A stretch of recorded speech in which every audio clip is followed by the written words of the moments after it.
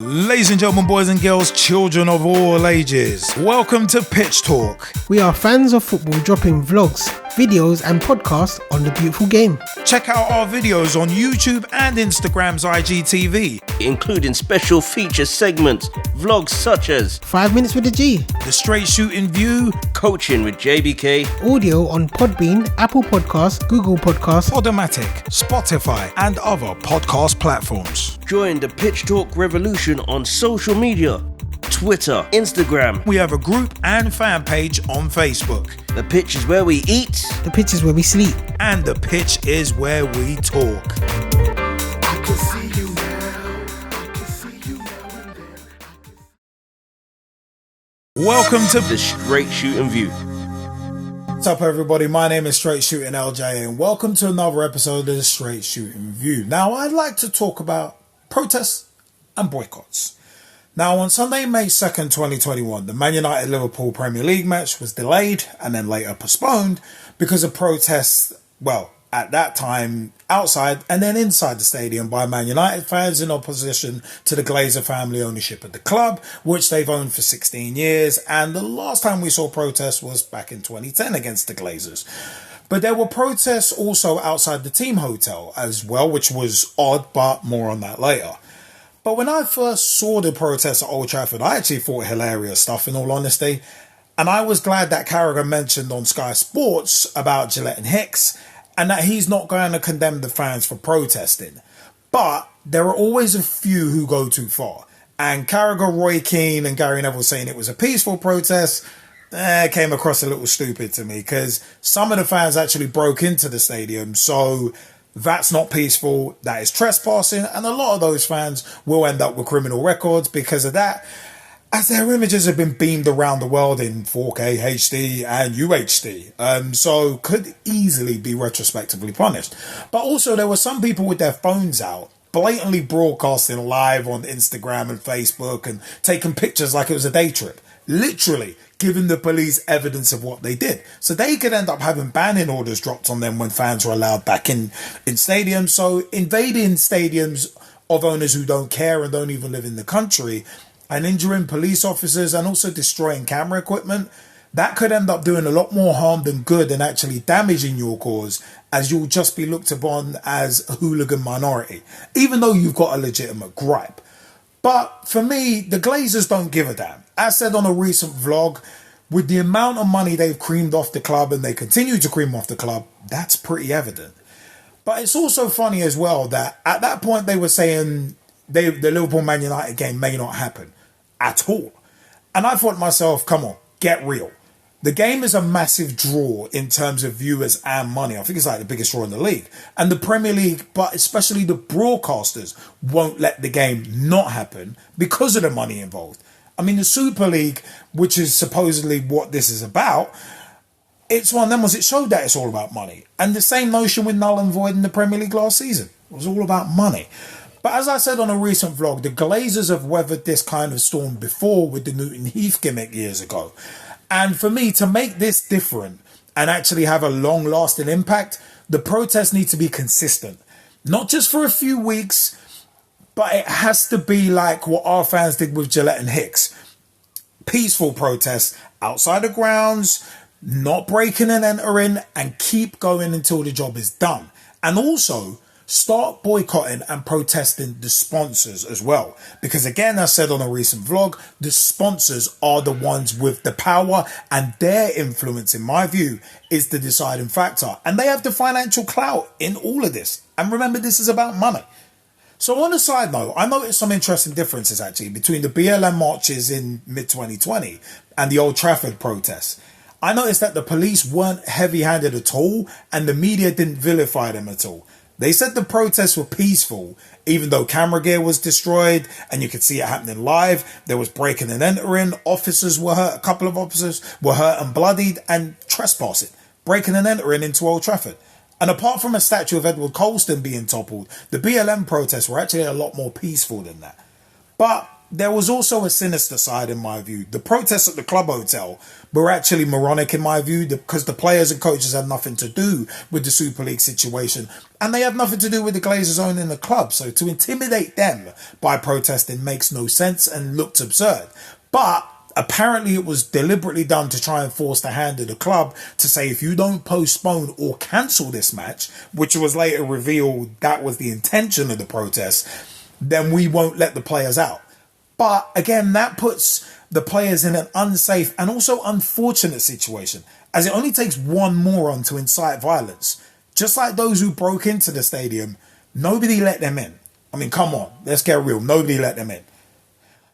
But that brings me to my next point, because I wonder how much attention the protests at Old Trafford took away from the social media boycott against racism and discrimination that was also taking place that same weekend. From Friday, April 30th to Monday, May 1st, there was a social media boycott supposedly happening. Not saying the protests were deliberately done because of that, but coincidentally, it did take the focus away in my view. But in regards to a social media boycott, a boycott for an indefinite period would be a lot more powerful to me. I mean, 3 to 4 days won't hurt these social media platforms at all, and they know they can wait it out, knowing that these entities will be back in a few days. But if they didn't know when these entities were coming back, if they were even coming back, and they said, oh, we're boycotting until further notice, then you'd potentially see a change, because stock prices and that kind of thing will be hit, and that's where the real money is. And also, as I said on a recent Pitch Talk vlog, more of that needs to change to prevent online abuse, and media companies such as Sky Sports, for example, have a responsibility to change their ways too. And I'm not against boycotts or protesting to try and make your point and force change, but I feel you have to be very careful with how you approach it and how you execute them.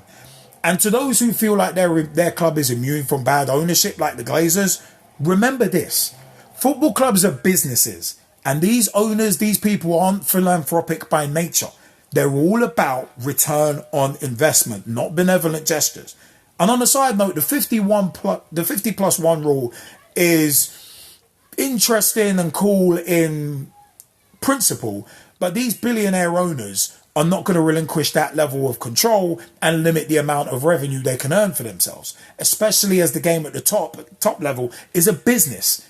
And the money from TV deals alone puts the Premier League in a different stratosphere in comparison to, say, the Bundesliga that enforces the 50+1 rule. So comparing the Premier League with the Bundesliga in that way, to me, doesn't necessarily work. And also as well, everybody's looking to get an edge. Everybody is looking to be more competitive than someone else. Everybody's looking to win more, to place higher up the table because it's a bit more of a fairer system.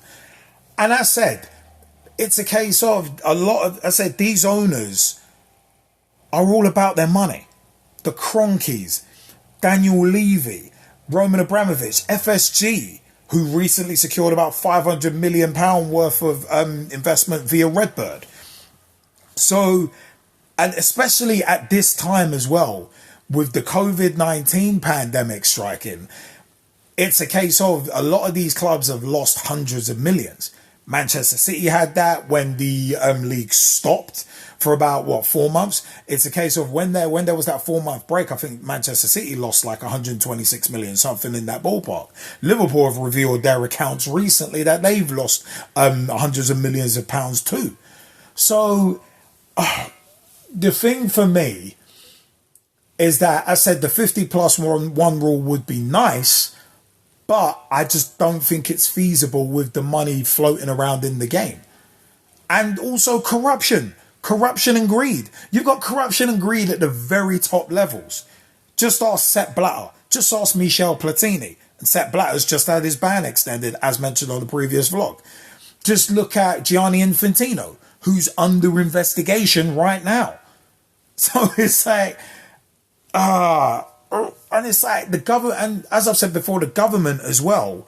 I wouldn't expect anything from this Conservative government in terms of reforming football governance. They can do reviews all they want, but a review just means you're going to look at something and maybe come out with some recommendations. But who's going to enforce that? And it's been mentioned recently that that UEFA are like putting some sanctions on certain teams about in regards to the European Super League. But even then, look at how quickly all of these entities have reacted because it affects their money. Racism, homophobia. Usually there's barely any reaction, if any. So it's one of them where it's just like, I said, I am not against people boycotting and also protesting. I said, the social media boycott, I'm not against the principle of it, but 3 to 4 days isn't going to do anything. Again, protesting. I'm not against protesting either. If you feel that passionate about something, if you feel that strongly about something, if you feel that you have not had your voice heard, then by all means, boycott, protest, do what you must. But you've got to be very careful with the execution of it.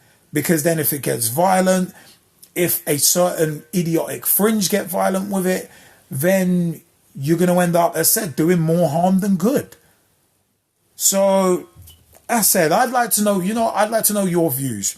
Comment section is below. Remember, youtube.com/pitch talk is where you can find all our vlogs, videos, special features, and much, much more. Also, we are on Google Podcasts, Apple Podcasts, Podomatic, Podbean, Spotify, Amazon Music, new to Verbal as well, VURBL as well. We are also on Player FM, and you can grab our RSS feed as well. Also, see our social media accounts at Pitch Talk on Twitter. Tweet with us, follow us, see what we are up to. Instagram.com/Pitch Talk as well, at Pitch Talk on Instagram. Facebook.com/Pitch Talk as well. Join the group, become a fan, become a friend, become a member of the group. Join the footballing revolution we are working so hard to create. We've got so many places where we are, so many places you can pick us up. Also, mixcloud.com/Pitch Talk for our older archives as well, including right back to the very beginnings of Pitch Talk back in 2010. Remember also, as said, youtube.com/Pitch Talk. You can catch vlogs such as yours truly with the Straight Shooting View and also the Straight Shooting View top picks as well, where I give like a lighter hearted kind of top 5s, top 10s, that kind of thing. My favourite Liverpool 11s, favourite FIFA games, non-FIFA games, all that kind of thing as well. Coaching with JBK is up there as well, with Coach JBK, aka Jamie Bailey, his FAWSL roundups and tactical drill downs too. Also, 5 minutes with the G is up there. Some Arsenal-centered vlogs, but also some other stuff as well. He does vlog about a hell of a lot. So, all of the Pitch Talk content, catch us on the social networks. I have been Straight Shootin LJA, and until next time, I'd like to know your views on what you think on social media boycotts and protests. What are your thoughts? Is it all about the execution and getting that right? Take it easy, people. I'll see you next time.